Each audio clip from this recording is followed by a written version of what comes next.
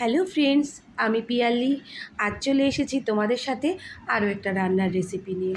আমাদের মাঝে মাঝে রান্না করার একদম ইচ্ছা হয় না, কিন্তু কি করব, রান্না তো করতেই হবে আর সবাইকে খেতে দিতেও হবে।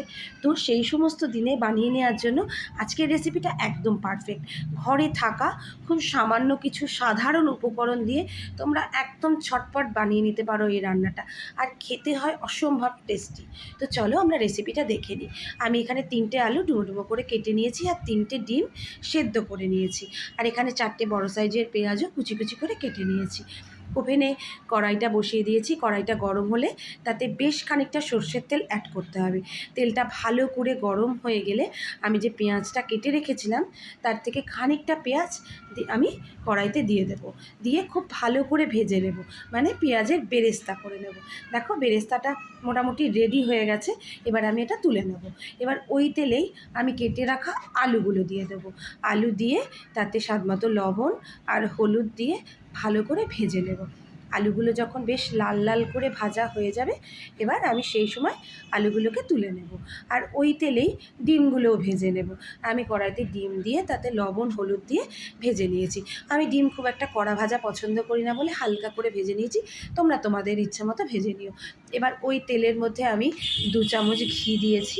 দিয়ে তেল আর ঘিটা যখন ভালো করে গরম হয়ে যাবে, আমি গোটা গরম মশলা আর তেজপাতা অ্যাড করেছি। করে ফোড়নটা একটু নেড়ে চেড়ে বাকি পেঁয়াজটা ভালো করে ভেজে নিয়েছি। পেঁয়াজটা যখন ভালো করে ভাজা হয়ে যাবে, তাতে আমি 1 চামচ আদা রসুন বাটা অ্যাড করেছি। এবার মশলাটা ভালো করে ভাজা হয়ে গেলে তাতে 2টো টমেটো কুচি করে দিয়ে ভালো করে কষিয়ে নিতে হবে। টমেটোটা যখন নরম নরম হয়ে যাবে, সেই সময় আমি এতে খানিকটা ধনেপাতা কুচি আর একটা কাঁচা লঙ্কা অ্যাড করলাম। ঝালটা তোমরা তোমাদের স্বাদ মতো ব্যবহার করো। আমরা ঝাল খুব একটা খাই না বলে একটা কাঁচা লঙ্কা দিয়েছি। দিয়ে সমস্ত উপকরণগুলো ভালো করে কষিয়ে নেব। যখন দেখো ভালো করে কষানো হয়ে গেছে, এই সময় আমি গুঁড়ো মশলা অ্যাড করব। আমি দিয়েছি জিরের গুঁড়ো, হলুদের গুঁড়ো, লঙ্কার গুঁড়ো আর স্বাদ মতো লবণ। দিয়ে ভালো করে মশলাটাকে কষে নিতে হবে। এই সময় গ্যাসের ফ্লেমটা মিডিয়ামে দিয়ে মশলাটা খুব আস্তে আস্তে ভালো করে কষিয়ে নেবে। মশলাটা যখন ভালো করে কষানো হয়ে যাবে, এতে আমি টক দই অ্যাড করব। আমি চা চামচের 3 চামচ টক দই এতে অ্যাড করেছি। 3 চামচ টক দই দেওয়ার পরে আমি এবার মশলাটা খুব ভালো করে কষে নেব। এই সময়ে কিন্তু গ্যাসের ফ্লেমটা একদম কম রাখবে, নইলে দইটা ফেটে যাওয়ার সম্ভাবনা থাকে। আমি গ্যাসের ফ্লেমটা একদম কমিয়ে খুব আস্তে আস্তে সুন্দর করে কষে নিয়েছি। মশলাটা কিন্তু খুব ভালো করে কষতে হবে। যত ভালো কষা হবে খেতে তত ভালো হবে। দেখো মশলাটা যখন খুব ভালো করে কষা হয়ে যাবে, এই রকম পর্যায়ে তেল ছেড়ে দেবে, সেই সময় আমি চালটা অ্যাড করব। আমি 1.5 কাপ চাল ভালো করে ধুয়ে জল ঝরিয়ে রেখেছিলাম। এইবার চালটা ওই মশলার সাথে খুব ভালো করে ভেজে নেব। মোটামুটি 3 থেকে 4 মিনিট চালটা আমি ভালো করে ভেজে নেব। 3-4 মিনিট ভাজা হয়ে গেলে ওতে ভেজে রাখা আলুগুলো অ্যাড করব। আলু দিয়ে আমি আরও 3-4 মিনিট চালটাকে কষিয়ে নেব। চাল আর আলু ভালো করে কষানো হয়ে গেলে আমি এতে জল অ্যাড করব। আমি 1.5 কাপ চাল নিয়েছিলাম আর তার ডবল জল নিয়েছি, মানে 3 কাপ জল একটু গরম করে আমি এতে অ্যাড করেছি। এবার এই পর্যায়ে এসে গ্যাসের ফ্লেমটা একদম বাড়িয়ে দেবে। দিয়ে 3 থেকে 4 মিনিট খুব ভালো করে ফুটিয়ে নিতে হবে, আর মাঝে মাঝে এরকম নেড়ে দেবে।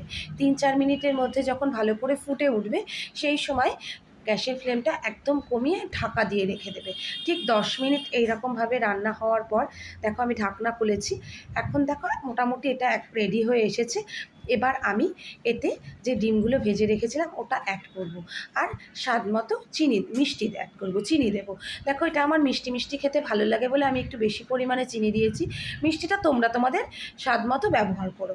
আর উপর থেকে ঘি আর গরম মশলার গুঁড়ো ছড়িয়ে আমি ভালো করে সমস্তটা নেড়ে চেড়ে দিয়ে, আর ওপর থেকে যে বেরেস্তাটা করে রেখেছিলাম সেটা ছড়িয়ে এবার গ্যাসের ফ্লেমটা পুরো বন্ধ করে ঢাকা দিয়ে 1/2 ঘন্টা স্ট্যান্ডিং টাইমে রেখেছিলাম। 1/2 ঘন্টা পরে ব্যাস রান্নাটা এখন একদম রেডি। এবার আমি পরিবেশন করব। খেতে দারুণ টেস্টি হয়।